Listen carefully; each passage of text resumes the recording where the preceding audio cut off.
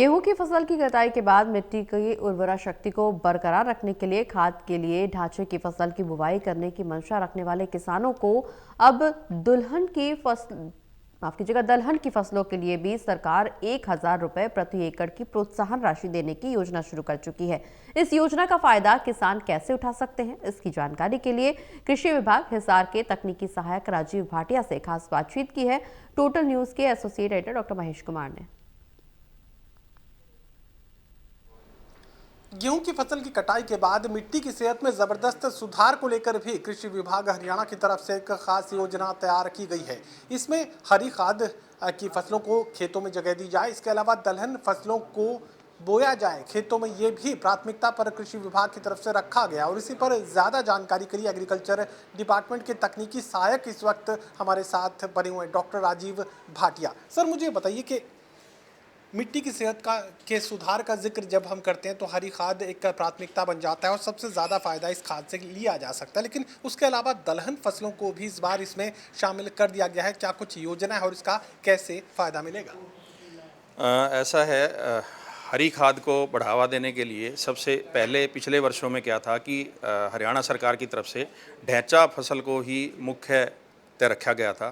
इससे पहले जो ढैंचा का बीज है वो HSDC के माध्यम से 90% सब्सिडी के साथ किसानों को वितरित किया जाता था, लेकिन पिछले वर्ष से किसान सीधे जो है मार्केट से ही ढैंचे का बीज लेके अपने खेत में जो उगाता है उसकी ऑनलाइन वेरिफिकेशन हमारे कृषि विकास अधिकारी और एग्रीकल्चर सुपरवाइजर के माध्यम से फील्ड पे की जाती है।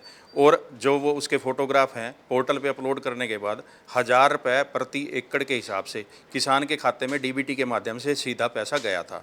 इस वर्ष भी सरकार ने हरियाणा के अंदर 4.5 लाख एकड़ का लक्ष्य निर्धारित किया है, जिसमें से 30,000 एकड़ का लक्ष्य हमें हिसार जिले के लिए भी दिया गया है। लेकिन इस बार एक नई बात यह है कि ढैंचे के अलावा कुछ मुख्यतः दालों वाली फसलें जैसे मूंग, उड़द, लोबिया, मोठ इत्यादि को भी इसके अंदर शामिल कर लिया गया है।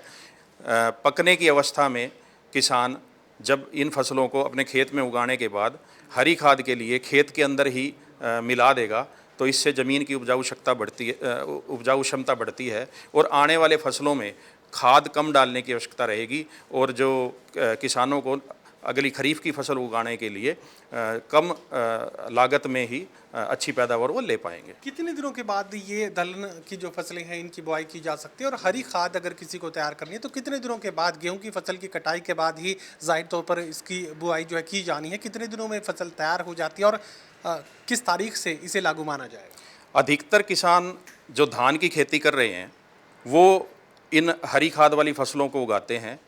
गेहूँ की, सरसों की, चने की कटाई के बाद इन फसलों को बिजाई किया जा सकता है और 1.5 से 2 महीने के अंदर ये फसलें खेत में मिक्स करने के लिए तैयार हो जाती हैं। इसके बाद खेत में खड़ी हुई हरी फसलों को ही अगली फसल की बिजाई से, धान की बिजाई से पहले या बाजरा की बिजाई से पहले उन खेतों के अंदर मिट्टी में मिला दिया जाता है। इससे उसकी उपजाऊ क्षमता बढ़ जाती है। अगर किसान दलहन फसलों को अपने खेतों में जगह देते हैं तो क्या उसके फोटोग्राफ भी उसी तरीके से अपलोड किए जाएंगे? और 1,000 रुपये प्रति एकड़ की आर्थिक सहायता क्या इन किसानों को भी दी जाएगी? किसान ढैंचे के अलावा दाल वाली फसलें जैसे कि मूंग, उड़द, लोबिया, मोठ इत्यादि को भी बाज़ार से खरीद कर इसके बिल ऑनलाइन पोर्टल पर अपलोड करेंगे और मेरी फसल मेरा ब्यौरा के तहत अपनी जो आवेदन है वो पोर्टल पे करेंगे। उन किसानों की लिस्ट हमारे विभाग में जब पोर्टल से निकालने के बाद हमारे जो फील्ड स्तर के अधिकारी कर्मचारी हैं वो फील्ड में जाकर इसको वेरीफाई करके और वो फ़ोटोग्राफ जो हैं